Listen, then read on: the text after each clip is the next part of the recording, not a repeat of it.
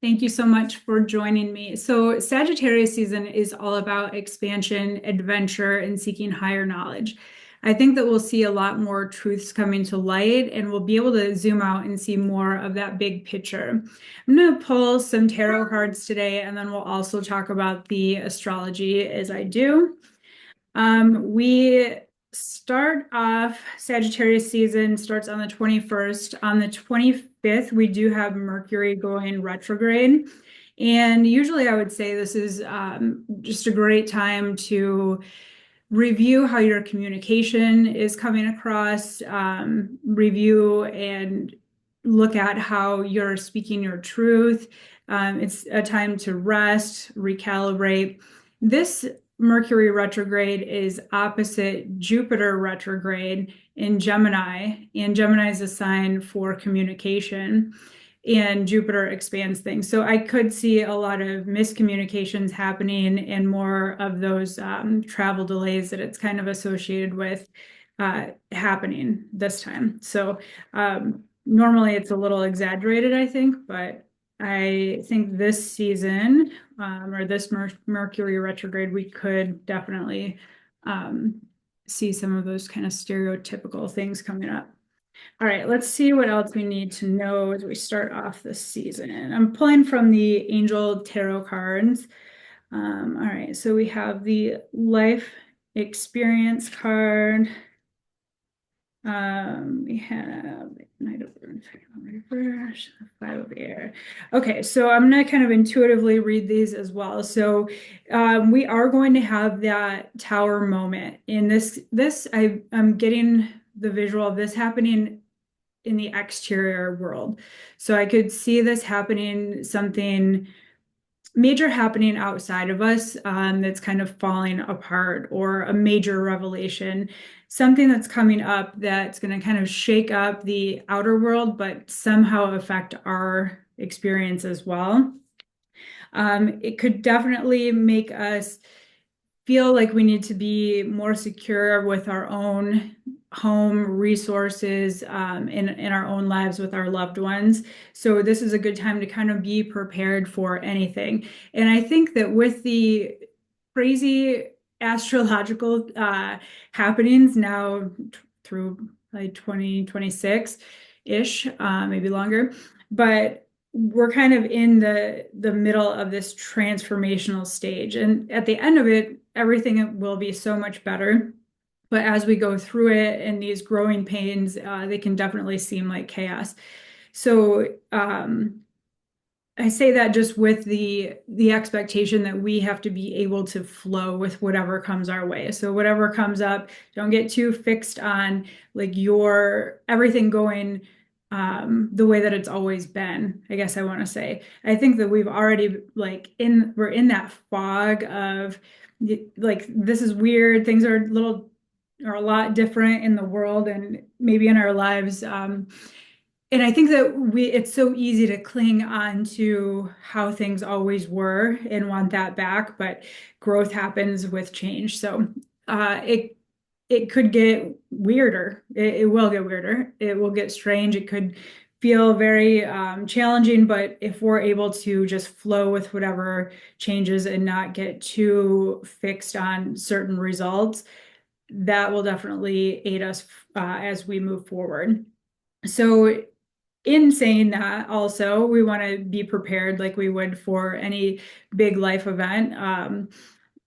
And I'm not saying it will necessarily be a big life event, but if things do happen outside of us, even if we are discussing what these crazy weather patterns, like what do you need to feel safe and secure in your home base? So just be mindful of that and take whatever necessary precautions that you feel called to take, and also whatever you're able to take. So, having that comfort at home and knowing that your resources are there, I think is a good thing to have all the time. We also have the Five of Air. So this is a lot of different conflicts coming at us. So this could be things happening in the exterior world. This could be things happening in your personal life. It's in the mind. So it could be just an overload of stress and differing opinions, and we have so many different modes of communication coming at us constantly that it can get conflicting to know what to believe, how to proceed. Remember that those things are really created so much in our own mind, and we do ultimately have control over what we let affect us.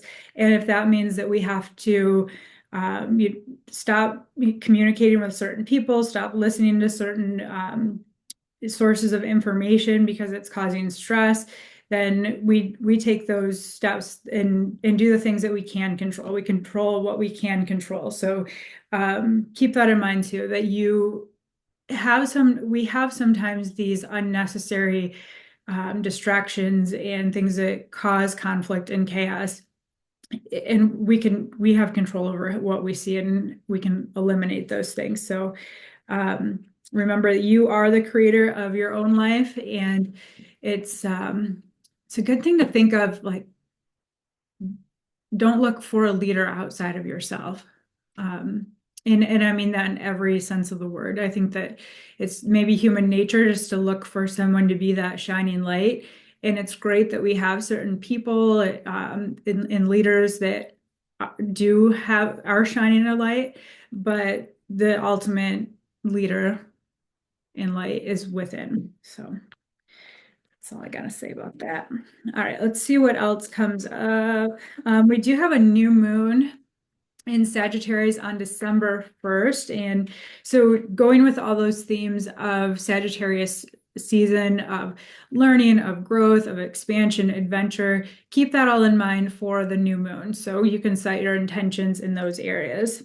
Bonus, if you know your own astrology chart and you know where Sagittarius is by house, you can use those house themes in your intention setting as well. Okay, release what no longer serves you. So that decluttering, getting rid of, like I said, like the apps or the sources or the toxic people, whatever needs to be lifted from your life, anything that's weighing you down, it's a time to release that. Unity. So finding, again, and this is a reoccurring theme, like finding those groups and your community and people that you can unify with that have shared values. And then standing your ground. So as much as we in this community want to be love and light, and that's great, we can't bypass the feelings that we have. When we're sad, be sad. When you're angry, be angry. Let those things flow through your body.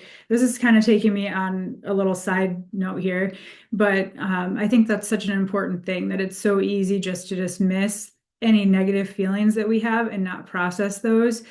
But when we do that, we're holding it in our physical body, which can show up as disease. It can show up in our mental health. And if you think of like children and animals, how they shake when they're upset, that's the way of the body processing these emotions of fear, of, anger, upset, like little kids throwing a temper tantrum. So it's releasing it from the body. And I think that it is important to do that as adults in the most productive way. I mean, you can shake when you're at home and get rid of emotions. You can cry to get rid of emotions. So working those things through our body is beneficial. Anyways, I'll get back to the card. So standing your ground. So knowing your values, what you stand for, and not being in a position where you have to compromise what you want in life, or what you think is valuable, or what you think is moral and ethical. So and maybe that's even a message for people during the holiday, Thanksgiving, and you're with family and maybe have differing opinions and views and values. So not that you have to create any kind of conflict, but when we are called, we know what's right to do. So stand your ground and be you. All right, I'm going to pull an oracle card. This is from the Angels and Auras deck. And we have the Peace card. So this is being very connected on your journey. being balanced.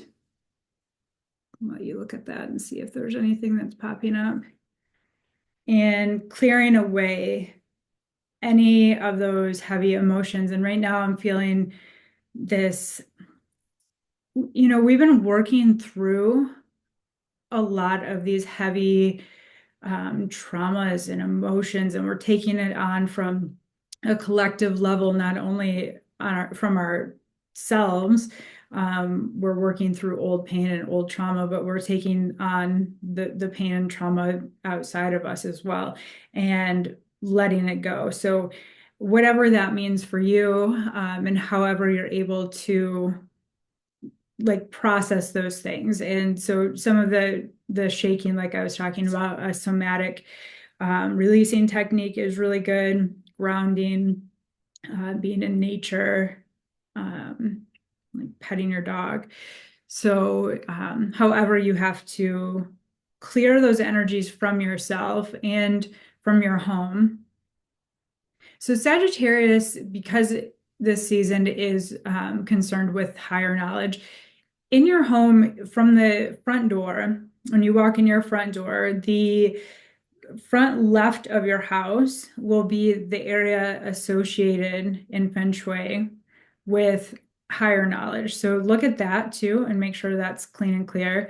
But really just assess your surroundings and your home and what excess you have and release what you don't need. I don't know why that came up. So that's for somebody. It changes you.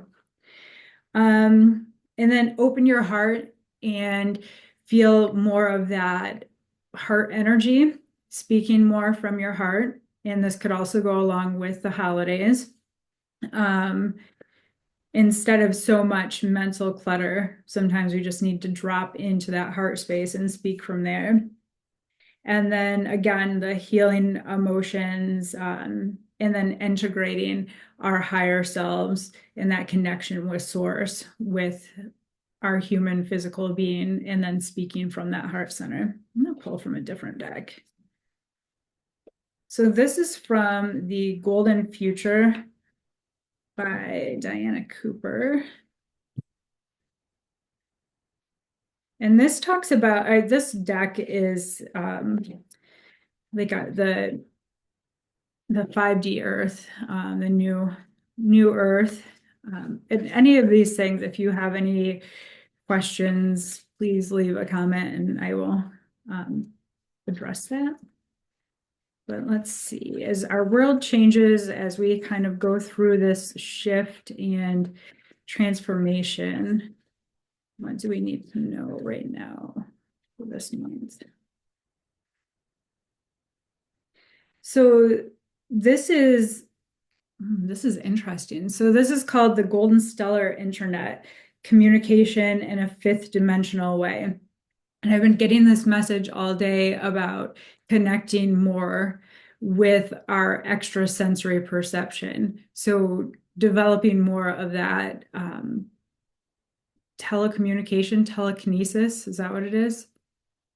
Telepathy, there we go. Having more of those telepathic communications, which is said to be what we will move into in the new earth as we become evolved into more of a light being that will communicate more telepathically. So practicing that now with other people, I think is interesting, or just feeling that too when you're interacting with people. What is not being spoken verbally? What are the unsaid communications that are occurring? So I don't know, that's the message that just felt. All right, I'm gonna do another angel deck. And how's everyone feeling right now? It's weird, like it's weird energy. Some days I wake up and I feel just in a fog. Some days I wake up and I'm like ready to go. I don't know, it's very, very strange. I think that just have to be adaptable, right? Okay, so let me pull from the Archangel Power tarot cards and see what else we have. Queen of Ariel. So this is taking care of yourself so that you can take care of those that you love. So this is all about filling your own cup. We have to fill our own cup before we are able to give to others. Um, so as you grow and develop in your spiritual gifts and become more of the light bearer, you're able to bring that out to others. And even like in our essence, as you're walking down the street, as you're interacting in a store, as you're even just keeping to yourself and being in public places, that energy is going to emanate off of you, and it interacts with all the energy around you, and it improves it, it uplifts it. I think of times that you've been out in public and you just feel like this dense, heavy energy.